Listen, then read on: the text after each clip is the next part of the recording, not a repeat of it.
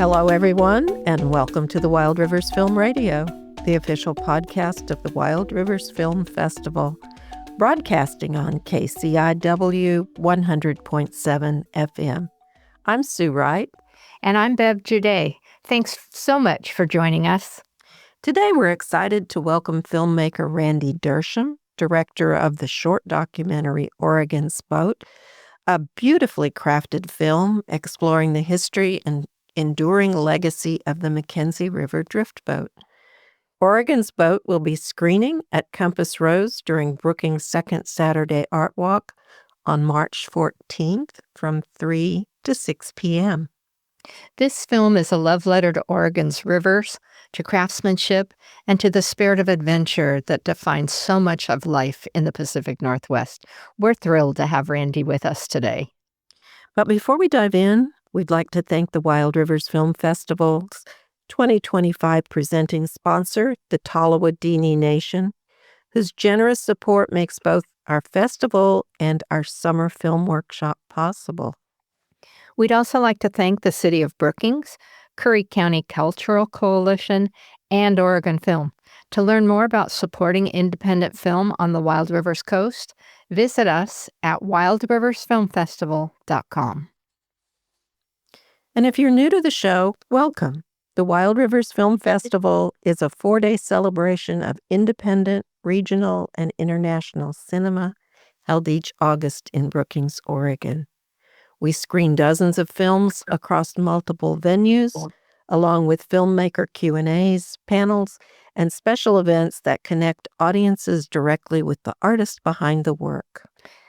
This year's festival runs August 13 to 16, and passes are on sale right now. So, Randy, welcome to Wild Rivers Film Radio. It's wonderful to have you with us. And thank you for having me. I appreciate it. Okay, so to begin, could you introduce yourself to our listeners and tell us a bit about your background as a filmmaker? Sure. Well, I'm going to start off by saying that I am a new filmmaker. So even though I'm fairly experienced in the history of computer games, in the history of filmmaking, this was my very first documentary. Well, welcome for your directorial debut. So I believe that you are a graduate of the University of Oregon. We share that. I'm a doc too. You were telling us a bit about the fact that you have 35 years in helping develop computer games, which was a little interesting because that's not what we expect usually with filmmakers. I started off as a photographer, and the first 10 years of my career, I was a professional photographer, and then got recruited to create an art department for a computer game development company, and instrumentally putting video and photography into computer games. So it seems like it's a long stretch. They seem like two different things, but they certainly are both entertainment, and they both break down the way to communicate to individuals in very similar ways. And so you're looking for themes, and especially in documentaries, I think you have to really search for an overarching narrative to make it hold together. Yeah, narrative both in games and in documentaries is critical. It's the glue that pulls all of the pieces together.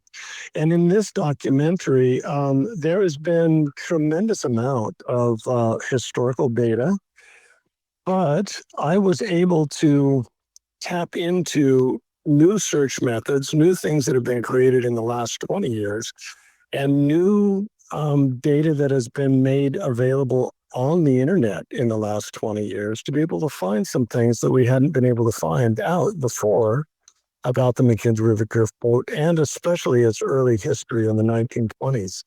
So it was very exciting to be able to pull that together, but certainly getting all of those parts, all of the pieces, doing the research is more than half of the job.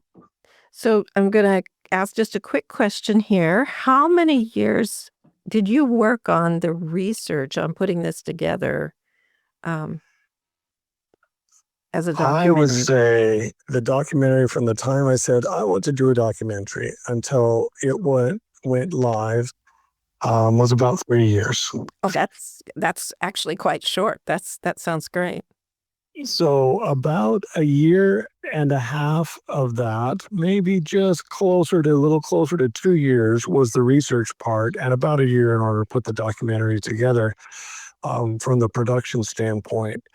But the reason why it seems short is because, one, we created a 501c3 nonprofit, a public charity, in order to raise the funding to make this story able to be told in a documentary. And one of the board of directors of this group wrote a book about 20 years ago called Drift Boats and River Waterways, and it documented a tremendous amount of this history.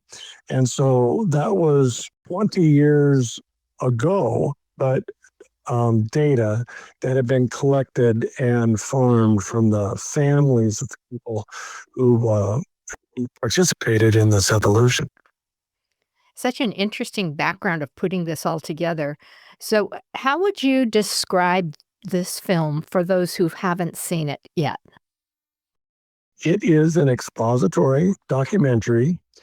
It's a documentary about a boat that evolved here in Oregon. So it's about a very specific thing, not a particular event, but it's spread over a period of years. And it begins with the technology, the technological changes, the learning that happened, and how it evolved through the years. And then we finish up with its influence.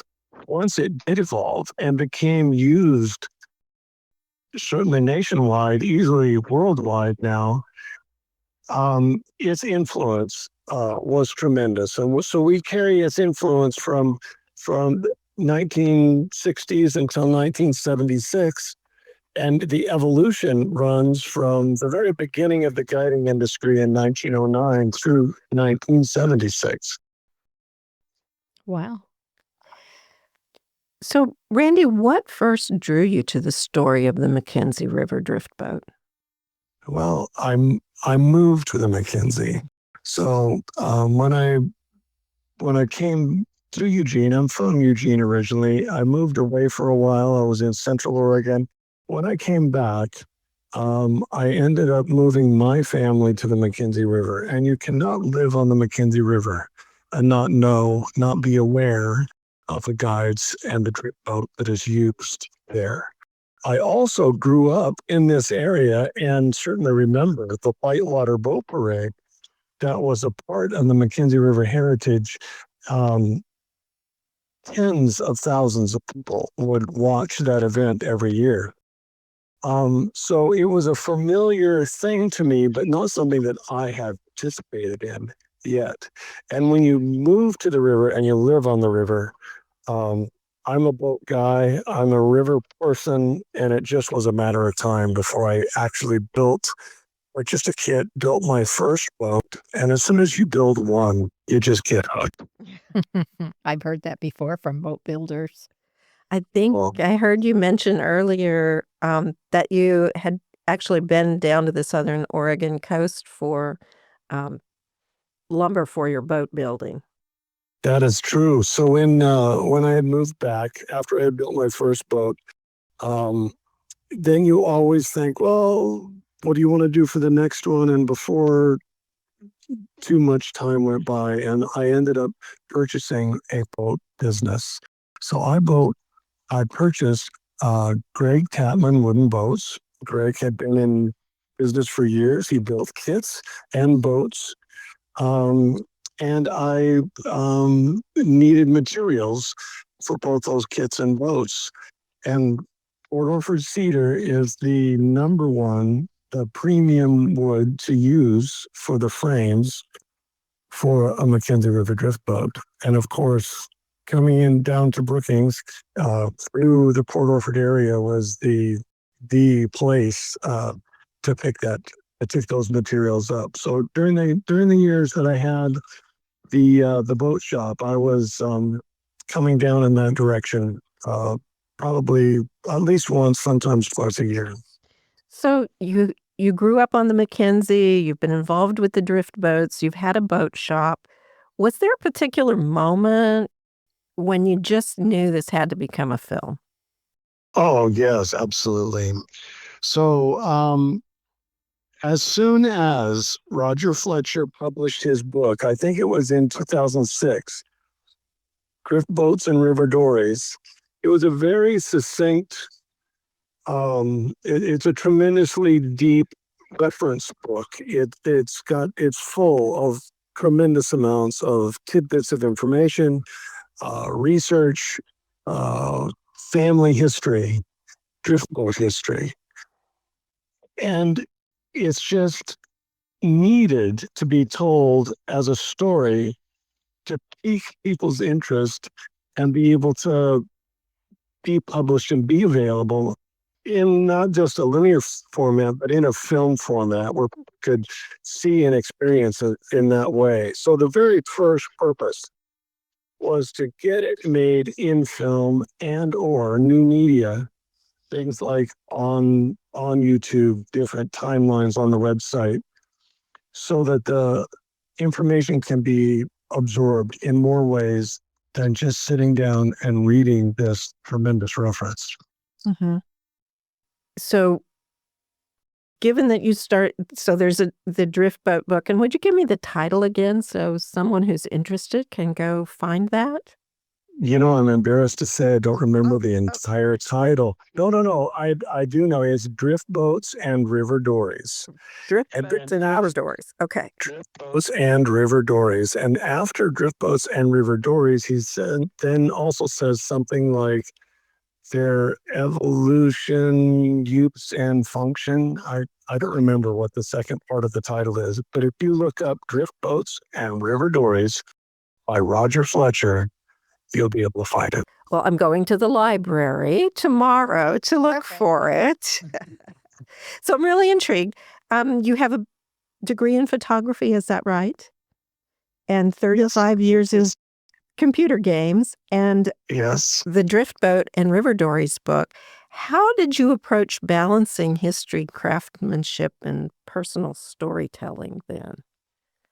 Well, when you watch the movie, you'll see that I lean very hard onto accurate storytelling through the record rather than having me interpret. So the thing that was very fortunate when the history of this evolution was happening was that the people who were making the changes, the people that were running the rivers, were documenting what they were doing very well, not only just with photographs, but also with articles that were being put in local newspapers. And journals sometimes too, right? I remember seeing. Sometimes journals, yes, the journals themselves, and in diaries, and in one case, an actual script from the movie that was made that we feature small parts of in the film. Yeah. Okay. So, your film does such a wonderful job of weaving all of this archival materials with contemporary interviews. Can you talk about how you coordinated and researched all of that? Sure, sure. So it was obvious to me that I had all of the materials from the quote first person account. We had these first person writings. We had first person um, diaries, photographs, and even movies. What we did not have was the interpretation of the relevance of those things. And so for each one of the sections that I wanted to do, I chose to have an expert. And I broke it down into 5 sections so that it fit not only the timeline, but also the major changes that happened to the boat or the major influences that the boat had. So once I realized I could break this down into 5 groups, then it was I needed to go out and find and get the approval from the person who is probably the seminal expert in that particular section. Interesting. That's fascinating. And you were able to reach out. You were able to find somebody for each of these 5 sections. that? Drift boats, McKenzie River Drift Boats in particular, the boating community is very tightly connected. McKenzie River Drift Boats, even more so, and a tiny group. So even though I had people from as far away as Flagstaff, Arizona, most of us already knew of each other. And in several cases, we've been finding things and sharing information back and forth. Okay. So that's Yeah, so I would say now I am definitely one of the foremost experts on the McKenzie River Drift Boat, and people who are experts on the Grand Canyon River Dories or on any of the other boats that are similar. I get manuscripts, maybe one, maybe two a year, where people are working on either articles or they're working on books, and they want to know if I can point them in a direction for their research. okay. So one of the pieces in the film that really surprised me was how fast some of these boat builders could put together a drift boat. We're talking about one day. Um, what did you discover about the origins or about the McKenzie River Drift Boat that surprised you? One of the things that surprised me quite a bit was a new piece of information that came about because of the way some archives that have been made available through the University of Oregon. And it was very early on in the development of the boat. So we had a great history, a first person history of John West telling us how and why he built the first boat that he did. It was called a bathtub with oar locks. It was a short boat, 14 feet, very wide on the bottom. He built it for stability. He had a very particular purpose. And I know that whitewater river rafting, whitewater river running, became a big endeavor from the time he built his first boat, which was around the mid 1920s to 1939, when a movie called Shooting the Deschutes was shown at the World's Fair, or I guess it's the San Francisco World Expo in 1939.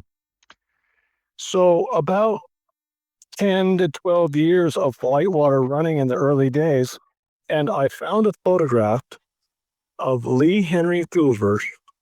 So this is the wife of soon-to-be president. He had not become president yet. And she was in this John West boat being rowed through Martin Rapids, which is the largest rapid on the McKenzie River, by one of the Thompson brothers. And it is just fascinating that that happened right at the very beginning Oh, that of the evolution. would be a wonderful surprise. I was going to ask you, how did you convey that sense of ingenuity on screen? But you just described how you did that. It was pretty interesting. Were there stories that didn't make the final cut? Oh, so many. So many. I had made the decision from the very beginning. We're going to be a short documentary. I knew that if I did not keep the story to under 40 minutes, that it had the danger of running into very interesting facts, but not interesting enough to hang with a feature documentary that has millions of dollars of research behind it. So the target was 35 minutes. Then I took that and I then sort of clear your mind, forget everything you're doing, and saying, how do I want to pace this script? Mm-hmm. How do I want to show the story, not just tell what happened? And I was a little bit surprised to find that the pace of the script was pretty slow. Mm. I wanted it to be slow because this is not a big, fast acting subject. It really is like the river. It has moments where you want to say something and then you want to take the time to absorb that. And then there are other moments where you're kind of rapid firing a few things that were going on. But that pace that runs like the river, that starts slow, goes fast, starts slow, goes fast, worked against the 35-minute to 40-minute timeline. So I would say, of anything, the most difficult thing for me was how much I had to throw out. Okay. And how important was it for you at that point to root your film in Oregon's identity and the river culture?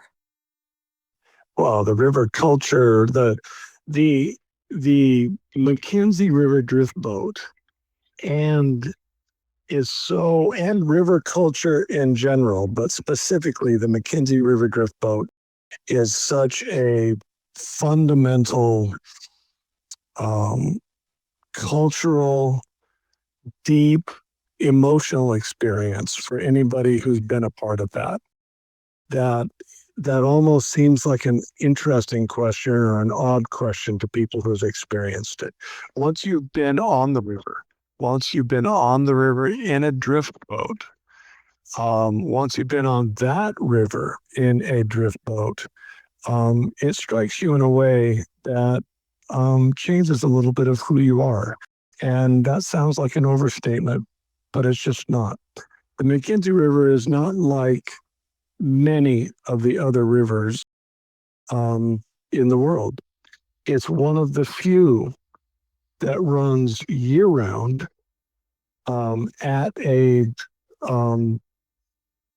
significant minimal level. Most of the Cascade Mountain rivers have very, very skinny August summer flows, but the McKenzie River has this enormous underground aquifer at the top of the Cascades.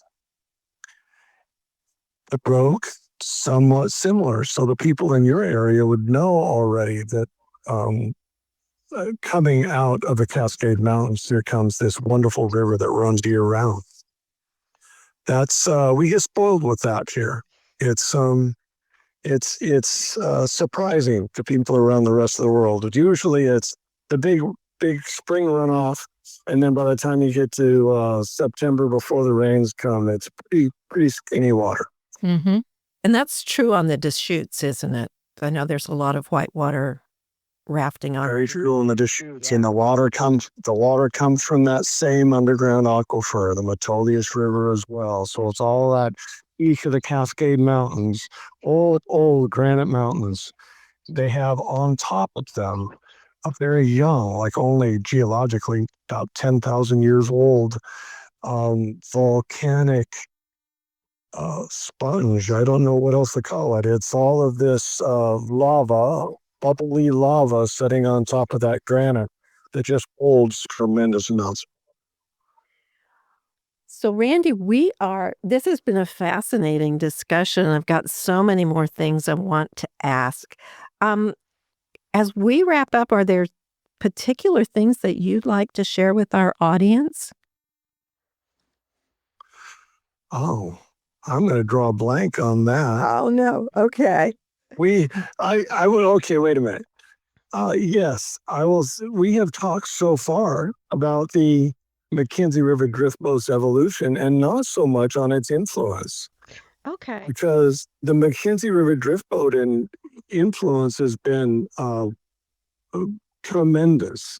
In 1950, one of the great environmental activists of our time, Martin Litton, was working for Sunset Magazine. And working for Sunset Magazine brought him to the McKenzie River, and he experienced the McKenzie River Drift Boat. About 10 years after that first experience, he was working very diligently with some other people to be able to take individuals through the Grand Canyon. And so, And they ended up not having their boats do very well on that trip. He had no boats, but he needed to take people down the Grand Canyon so that he and the Sierra Club, which he was part of, could fight the damming threat of damming the Grand Canyon. And it was not just an idle threat. They had already started the seismic work needed to be done to decide where they were going to put the dams. 2 dams were scheduled to be put inside the national park.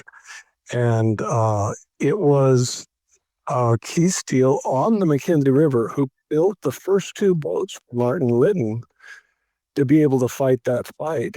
And those 2 first boats and then 2 other boats that Keith built for him later were part of a book and several trips that were made in their fight against damming the Grand Canyon. It's just a tremendous piece of history and heritage that we're very proud of on the McKenzie. That is a tremendous story. And we're going to encourage our listeners to join us for the screening of Oregon's Boat at Compass Rose on March 14th. We will screen it several times between 3 and 6, and we hope to have Randy join us at 4 for a Q&A. So our audience can learn more about the incredible independent films featured at the Wild Rivers Film Festival, like Oregon's Boat. That's it for this episode of Wild Rivers Film Radio. To learn more about the festival, buy passes, volunteer, or explore sponsorship opportunities, visit wildriversfilmfestival.com. You can also follow us on Facebook, Instagram, TikTok, and YouTube. Our recording was done by Michael Gorse, sound mixing and editing by Tom Bosak. I'm your producer, Sue Wright. Our guest is Randy Dersham, and the host are myself and Bev Juday today. Thanks for listening. And we'll see you at the movies.